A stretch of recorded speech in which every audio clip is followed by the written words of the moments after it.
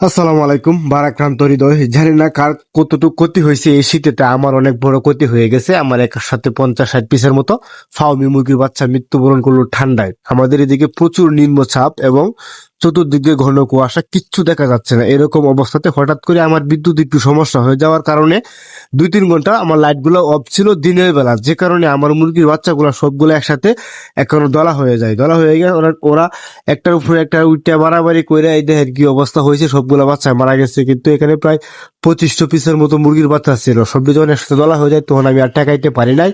এই একসাথে অল্প কিছুক্ষণের মধ্যে ওরা অনেকগুলো একসাথে মৃত্যুবরণ করে।